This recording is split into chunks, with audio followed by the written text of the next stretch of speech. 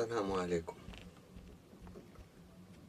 بسم الله الرحمن الرحيم. الحمد لله رب العالمين، والسلام والصلاة على خاتم المرسلين محمد عليه ألف صلاة وسلام. Aujourd'hui, Inch'Allah Rahman Rahim, j'aimerais bien faire cette vidéo afin d'expliquer ce qu'on a déjà expliqué, mais avec plus de détails. Alors, ce que là, j'essaie de clarifier certaines choses pour démontrer qu'il n'y a qu'un seul Dieu et il n'y a qu'un seul message. Il est le même pour tout le monde. Il n'y a pas un Dieu pour les juifs et un Dieu pour les chrétiens et un Dieu pour les musulmans. Non, non, c'est le même Dieu, il est là pour tout le monde. Allah subhanahu wa ta'ala, il est le Allah de tous. Alors, on commence par le mot Allah et le mot Dieu. On a déjà expliqué que Dieu n'a jamais été prononcé par les prophètes. Aucun prophète n'a jamais dit « Oh mon Dieu » et n'a jamais dit « Oh my God ». Mais tous les prophètes, ils ont dit « Allah ». Et Allah, c'est l'équivalent de Eloha ou bien Elohim. Le him, c'est un suffixe de pluriel en hébreu. Elohim. Ce n'est pas le pluriel qu'il y a beaucoup de dieux, c'est Dieu avec X. Non, c'est le pluriel de majesté. Cette forme-là de pluriel de majesté, on peut la trouver aussi dans la langue arabe. En hébreu, on dit Eloha et on dit Elohim.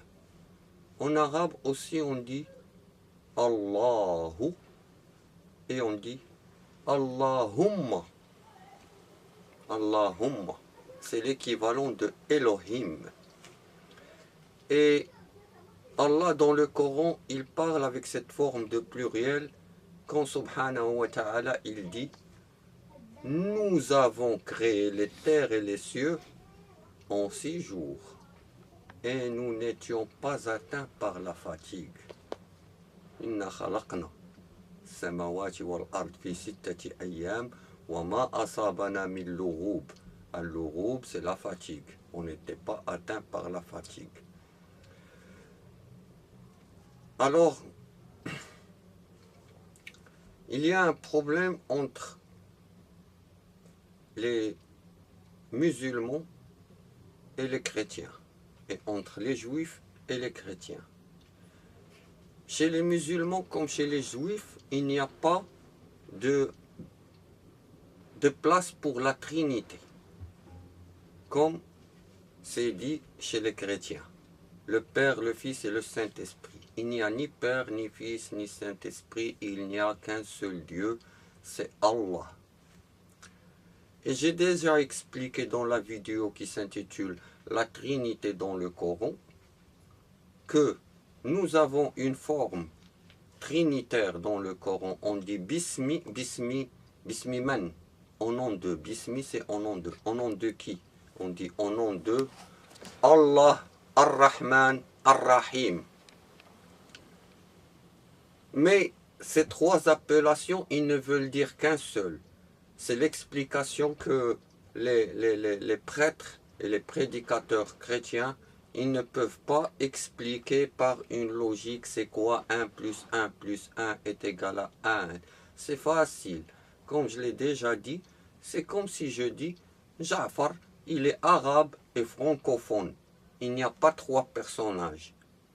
Il n'y a pas le Ja'far, il est séparé de l'arabe, il est séparé du francophone. Non, Ja'far c'est lui-même, l'arabe et le francophone. Comme là, nous avons Bismi, Allah, Ar-Rahman, Ar-Rahim. Allah c'est lui, Ar-Rahman, et c'est lui, Ar-Rahim. Ça c'est des attributs d'Allah.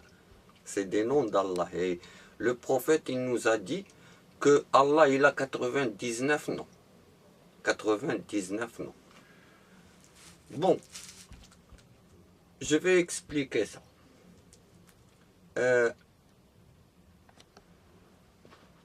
Il y en a qui vont dire, il y en a qui m'ont dit, alors vous voyez, vous aussi vous avez la Trinité dans le Coran, mais vous n'avez pas bien compris. Non, non, il n'y a rien, on ne peut pas comprendre le contraire ce que nous disent les mots, parce que les mots, ils ont pour nous une importance. Chaque mot, il veut dire quelque chose. Et la sourate numéro 112, c'est la sourate numéro 112, la fidélité. La fidélité à qui? À Allah subhanahu wa ta'ala. Et le mot, la fidélité en arabe, c'est al-ikhlas. Il se compose de 7 lettres, comme les 7 cieux, les 7 ciels, les 7 couleurs de l'arc-en-ciel, les 7 jours de la semaine, le nombre 7, ça a fait couler beaucoup d'encre. Eh bien, nous avons ici 7 lettres. Et si vous remarquez bien, regardez. Nous avons alif dans la première position et alif dans la troisième position et alif dans la sixième position. Et 1 plus 3, ça fait 4, plus 6, ça fait 10. Et 10, 1 plus 0 est égal à 1. Ça nous fait revenir à l'unicité. Il y a 3 alifs, mais qui nous font retourner par le classement d'ordre à 1. Il n'y a qu'un seul Dieu. Comment ça on va on n'a pas bien, il y en a qui m'ont dit, ah, vous n'avez pas bien compris votre Coran. Il y a la Trinité dans le Coran quand ils ont vu la vidéo. Mais non, nous on comprend bien notre langue, l'arabe. Et qu'est-ce qu'il dit, le verset? Il dit, au nom d'Allah, Ar-Rahman, Ar-Rahim. Dis, pas dis, Dieu. Non. Dis, qol, ça veut dire dis. Qu'est-ce que je dois dire? Dis, lui, Allah, un. Voilà. Le mot, il se compose de 3 lettres, mais il veut dire un. Ahad. Qul huwa Allahu ahad. Il n'y a rien à interpréter. Ahad, ça veut dire un. Dis, Allah, lui, il est un. Allahu Samad. Allah, Samad. Le mot Samad, ça vient de son monde, la résistance. Il est résistant. Il y a des traductions, c'est Allah, il est impénétrable parce qu'il est Samad, résistant. On ne peut pas le pénétrer. Il est Samad. Lam yalid, il n'a pas engendré. Walam yulad, il n'a pas été engendré. Ça c'est clair. Il n'a pas de fils, il n'a pas de père. Walam yakul lahu kufu'an ahad. Et il n'a pas d'égal. Aucun. Les mots sont clairs, bien précis et tout. N'a pas. Alors, autre chose, je veux parler aussi dans cette vidéo-là de les jeux de mots dans les autres langues et surtout dans la langue française. Quand le dit ça veut dire dit un œil. Il y en a qui disent non, tu ne comprends pas, va voir, va apprendre. Oui, je sais. Mais moi, je vous parle de la leçon. Il faut apprendre la leçon. C'est le son. C'est le son. Faites comme si vous ne voyez pas ce qui est écrit. Faites attention au son. Attention au son. C'est le son qui est important. Alors, la preuve que ils ont joué avec les mots, ceux qui ont fait ces langues-là, eh bien, je vais vous le dire. Par exemple, j'ai découvert des choses et je vais commencer à les révéler petit à petit jusqu'à ce que vous compreniez bien ce que je veux dire. Eh bien,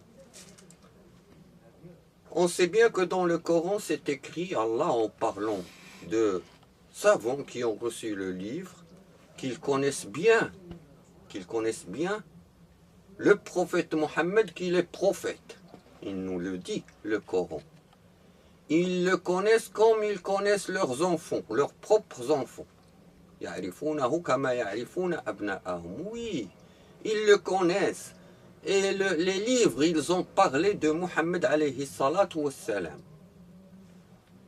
Alors, comme je m'intéresse beaucoup au son et ce qu'on prononce, alors j'ai trouvé des choses, on va dire aussi des coins si denses, ils sont trop denses même, si denses, des coins si denses. Alors, par exemple, quand on dit l'alpha et l'oméga, l'alpha et l'oméga, ça c'est, eh bien ça commence par l'alpha. L'alpha ça vient de alif. La première sourate dans le Coran, elle s'appelle Al-Fatiha. C'est Alpha. Ça commence par Alpha. Al-Fatiha. Al-Fatiha, ça vient de Alif. Alphabet. Alphabet. Alif Beit. Alif Beit. L'alphabet. Alif Beit. Et Oméga. Oméga, c'est Ummija. L'analphabet, il est venu. Ummija. Alors, il y a aussi le mot, vous savez bien, d'abord pour bien me comprendre, vous savez bien que le prophète alayhi salatu wassalam, il avait un signe sur son corps, exactement sur l'épaule. Il avait un signe des sceaux des prophètes. Alors, khatamun nubuwah en arabe, le signe, l'alama. كانت عنده علامة في الكتف ديالو. Alors, regardez bien, écoutez bien le son. Quand on dit l'expression en français, c'est significatif. Alors, c'est qu'ils le connaissent, comme ils le connaissent leurs propres enfants. C'est significatif. C'est le catif, significatif. C'est significatif, oui, c'est significatif. Et le prophète, alayhi salatu wassalam, il avait un signe sur l'épaule. Parce qu'en arabe, signe, c'est une lettre. Yasin, la lettre signe, qui ressemble à un 3. Et fi, en arabe, ça veut dire sur ou bien on. Fi, c'est-à-dire sur. Signe, fi, ça veut dire sur. Et katif, en arabe, ça veut dire épaule. Est-ce par coïncidence tout ça? Et la preuve que les chrétiens, ils le connaissent bien, ça c'est une histoire que tous les musulmans, ils la connaissent, l'histoire de Salman al-Farisi, qui était, son père, il était un adorateur du soleil, lui aussi. À un moment, il est devenu chrétien, et son père, il l'a enfermé, il s'est évadé, il a rejoint un chrétien, il était allé jusqu'en Sicile. Et là, il est resté avec un prêtre et après, il a voyagé jusqu'à l'Arabie Saoudite parce que le prêtre avec lequel il a été, il lui a dit, ben tu vas dans le pays des Arabes et bientôt il va venir un prophète qui porte un signe sur l'épaule. Et bien si tu le rencontres, suis-le. Parce qu'on est tous en train de l'attendre. C'est une miséricorde pour l'humanité. Et voilà, ça nous ramène à signe significatif. Ça prouve que dans la langue française, il faut faire attention au son, parce qu'il y a beaucoup de jeux de mots dans cette langue-là. Et c'est puisé de l'arabe, parce que sans l'arabe, la langue française, c'est une langue handicapée. Il y a beaucoup de mots qu'on ne fait pas, qu'on ne prête pas attention, mais leur origine, elle est ancrée dans la langue arabe.